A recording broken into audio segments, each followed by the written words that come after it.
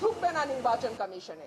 But unfortunately আমি দেখলাম ব্রাহ্মণবাড়িয়া 3-এ যিনি প্রার্থী তিনি তার সদল বলে 20-25 জন মিলে গুন্ডা পান্ডার মতন তারা সেখানে আচার আচরণ করলেন। অত্যন্ত দুঃখজনক, অত্যন্ত লজ্জাজনক, এবং আমি মনে করি এটা কমিশনের যে ভাবমূর্তি, যে গাম্ভীর্য এবং যে সম্মান, সেইটার সঙ্গে এটা যায় না। আমি আপনাদেরকে কিছু ছবি দেখাচ্ছি, তারা এলাকায় বিভিন্ন মানুষকে কিভাবে পিটিয়ে পিটিয়ে তারা স্বীকারোক্তি আদায় করেছে। So this is there nature. হ্যাঁ, এখনো ইলেকশন আসে নাই, একটা সীমানা নির্ধারণ নিয়ে এলাকায় এইভাবে তারা পিটিয়ে, ব্রাহ্মণবাড়িয়া 3-এ যিনি আছেন তিনি এইভাবে পিটিয়ে পিটিয়ে মানুষকে স্বীকারোক্তি নিয়েছেন।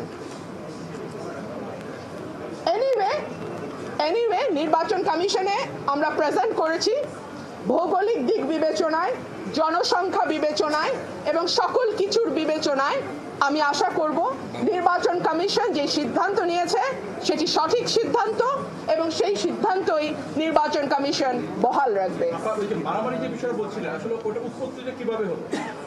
যেহেতু ওদের 10 জন 12 জন মিলে কথা বলছে, সো আমি একজন কথা বলেছি আর আমার পক্ষে একজন ডাক্তার উনি কথা বলেছেন। আমি কোনো গুন্ডা বদমাশের মেলা করি নাই, করতে চাইলে করতে পারতাম, গুন্ডা আনতে চাইলে গুন্ডা আনা যায়, অসুবিধা হয় না। আমি ভদ্রলোক নিয়ে এসেছি, ভদ্রলোক আসবেন কমিশনে, শুনানি করবেন, রায় হবে, যেটা রায় হয় হবে। কিন্তু তারা যেহেতু গুন্ডা পান্ডা নিয়ে এসছে এবং আবল তাবল বকছে, কথা বলেই যাচ্ছে, আমি লাস্টে একটা কথা বলার জন্য দাঁড়িয়েছি, এবং যেটা 15 বছরে হয় নাই সেটা আজকে হয়েছে। অলমোস্ট আমার গায়ে ধাক্কা দিয়ে আমাকে ফেলে দেওয়ার চেষ্টা হয়েছে।